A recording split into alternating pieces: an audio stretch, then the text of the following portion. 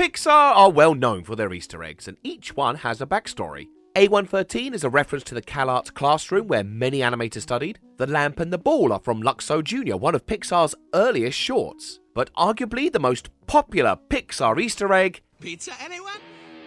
The Pizza Planet truck. The Pizza Planet truck from Toy Story 1 appears in almost every Pixar movie and has become something of a game for fans to try to find where it's hidden. It's tricksy. Now, remember 1 sentence ago when I said almost every Pixar movie? There is just one exception to this rule, and it's The Incredibles. It is the only movie to not include the Pizza Planet truck. Lee Unkrich, director of Toy Story 3 and Coco, confirmed it's definitely not there. Director of The Incredibles, Brad Bird, said, "I don't know, I was busy making the movie. I didn't think about the Pizza Planet truck, so I would not be surprised if it was not in there. And I would not be surprised if somebody got it in there when they were building the sets." Wait, what? Does this mean the truck could actually be in The Incredibles?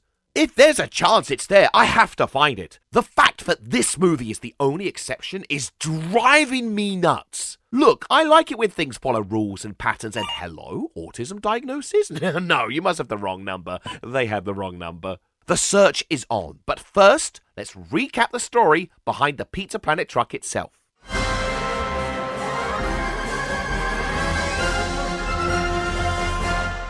Of course, the Pizza Planet truck is first seen in Toy Story 1. Woody and Buzz are lost in a petrol station, and just to rub the situation in his face some more, Woody has to pretend it's a spaceship, just to convince the deluded Buzz to get inside the truck in order to get back to Andy. It's a very early sign of Woody and Buzz working together before becoming close friends. Toy Story 1 came out smack dab in the middle of the 90s, which is also around the peak of Chuck E. Cheese. These days, they might be better known for the other thing. But in the 90s, it was the pizza place to be if you were a kid. So in Toy Story, Chuck E. Cheese serves as the inspiration for Pizza Planet, except back then, Chuck E. Cheese didn't deliver pizzas. Because why would they do that? They want people there for the arcade and the games. No one goes to Chuck E. Cheese for the pizza. So why would Pizza Planet deliver pizza? This is probably just a blanket reference to all pizza stores, but this may be partly due to an original version of the scene that got scrapped. Now we come to Pizza Planet, which actually for the longest time was Pizza Putt. That's right. We had it was a miniature golf course, pizza parlor, miniature golf course. Since it was originally meant to be a sort of direct Pizza Hut parody, it would have its own delivery truck. Then they just swapped out the pizza place but kept the truck. This makes sense to me. Apart from the mini-golf thing. In fact, nobody knows why it was a mini-golf thing. Story co-creator Andrew Stanton said, "It seems too obvious now. It's hard to believe Pizza Planet was an 11th hour change." In A Bug's Life, when Flick travels to the Bug City, it's located under a trailer, next to which is the truck. John Lasseter says, "We always figured this is where the guy lived." If you're somebody who believes in all Pixar movies taking place in the same universe, like the old lady in Brave is actually a grown-up Boo from Monsters, Inc., this one's for you. But this is just a joke, right? In concept art for the trailer, it does feature a truck, but clearly not this always planned the truck. Maybe instead of creating a brand new truck from scratch to fill a scene that's barely 7 seconds long, they just saved themselves the time and reused the Pizza Planet truck, turning it into a silly background gag rather than the intentional beginnings of a long-standing Easter egg. Of course, animators reuse animation all the time, and Pixar is no exception. I will get it and then bring it back. Trapped in the wild, feared dead, he emerged 36 days later. Toy Story 2 was originally meant to be a straight-to-video sequel, and for a while, animation was being handled by Pixar's video game department, since across 2 games they had made just as much original animation as the first film. Ha ha! 69! Good job! Eventually, Toy Story 2 was bumped up into a feature film, but it had to be completely overhauled. Disney had an immovable deadline, meaning that Pixar had 9 months to complete the entire film. So Pixar had to do a lot of creative corner cutting. The alien trench is from Bug's Life, the tree in Jessie's song is from Bug's Life characters are used for toys, this toy cleaner is from the short Jerry's Game. Hell, one of the new characters added to the cast, it's literally another Buzz Lightyear. So naturally, the truck was used again. Twice actually, as it was also used for this white van. During test screenings for Monsters, Inc., audiences felt that the final encounter with Randall wasn't enough. This is another change that we made kind of late in the game, was kind of really pumping up this Randall's comeuppance, and we realized at an early preview that the audience really wanted to cheer for Boo, and we weren't quite there yet. So this moment where Boo fights back was added in to show her overcoming her fears. There was also the addition of what happened to Randall after being thrown through the door. This scene is literally the one from A Bug's Life, but dressed up to look like the Bayou. The human characters are just the child animatronics, and Randall has some very basic animation. Instead of his slivery lizard-like movement, he just tweens like a bad Flash cartoon. Hey, I don't have to stand for this. I'm leaving. Obviously, late-stage alterations are commonplace in movies, but it seems like there was never really a plan to include the Pizza Planet truck in Monsters, Inc. It's only here because it was used in A Bug's Life.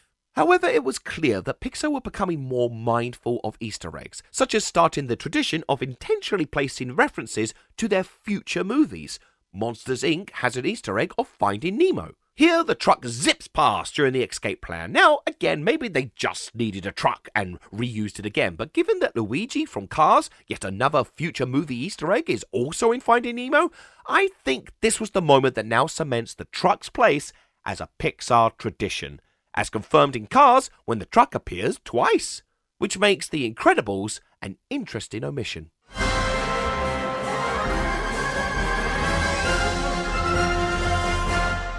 To date, The Incredibles is the only movie to not include the Pizza Planet truck. It is found in The Incredibles video game. No! So, did they just forget? I think not. Production on The Incredibles began in the year 2000 and concluded around 2004, so there was a crossover of productions. Given that from A Bug's Life to Monsters, Inc., the Pizza Planet truck's inclusion was out of production necessity and last-minute changes, it's possible that whilst The Incredibles was being made, the truck just wasn't seen as this mandatory Pixar tradition yet. When Brad Bird joined Pixar following the box office failure of The Iron Giant, he was effectively given the golden keys to write and direct a Pixar movie solo.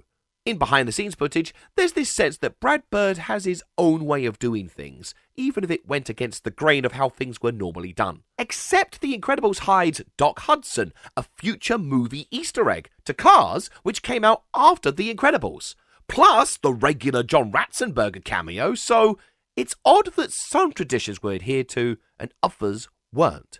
Some believe a more in-universe reason for the missing truck. This scene has Bob Parr reading a newspaper revealing the film takes place in 1962. Therefore, it is set in a time before the Pizza Planet restaurant chain existed. But it appears in the sequel. And given it appears in the asteroid belt in The Good Dinosaur, I don't think time is an issue. Your pizza in 66 million years or your money back. Alright, so if the truck is in this movie, where could it be? The most likely candidate is the fight in the city against the Omnitroid. There's a lot of cars around, so it would be very easy to hide the truck there. Cinema Blend shares a theory that it's this car here. It's a yellow vehicle, and there seems to be something above it, but it's unclear. So I scanned through the entire fight scene and realized most of the Omnidroid encounter takes place in one road. The scene where Syndrome catches the truck and throws it away is in the same location where the Parr family park the RV. In fact, you can see the smashed up truck here. So I took notes of the names of the buildings in the background and assembled a rough map of the whole sequence. Here's where Bob crashes through the office, here's where Dash crosses the river, here's where Frozone made the ice wall, and so on. So if it's any of these cars, we'll be able to see it in a bunch of different angles to make sure. Here's where Dash falls towards this Clumps building. Wait, Clumps? What kind of business does Clumps do? Eddie, you look amazing. Who are you wearing? Clumps. Anyway, you can see it's down the same street where most of the action takes place, and I found the same car from multiple angles. Clearly not the Pizza Planet truck. This kid thought it might be this yellow car. That's a bit closer to the action, but it's clearly this yellow car, not the truck. Get wrecked, kid from 2009. Pixar fandom user, Pixar fandom, suggests it could be over here. Oh yeah, look at that. With the streak of light, it's practically pointing at it. I think not. Here it is in a different angle, not the truck. Maybe it's this car that blows up in front of Dash, except you see it at this angle seconds before, not the truck. Alright, so maybe it's not during the actual fight. Maybe it's before the fight begins. One often cited sighting is just as the RV is coming into land. Look at that! yellow vehicle, something rocket-shaped on top. Now let's just play it for 2 more frames. Now that rocket shape has become a flat roof. I think it was just a blur. And speaking of blurry images, this website suggests it's on the reflection of this passing oil truck. Now, I can't see anything in this reflection. There's this kind of block shape that could be the reflection of another vehicle, but if you look at this oil truck, it's not reflecting anything. Not even the Omnidroid's claw. This oil truck doesn't even reflect the passing bus, nor the RV, so I doubt it's reflecting a pizza truck that's somehow running perfectly parallel with this oil truck. These 2 theories are the most pervasive, and they're just blurs. Is this truck like Bigfoot and only exists in blurry images? Look, we can scan through every car in the Underminer scene, or Bob in Traffic, or the opening scene, but maybe the reason we can't find it means the truck isn't a truck.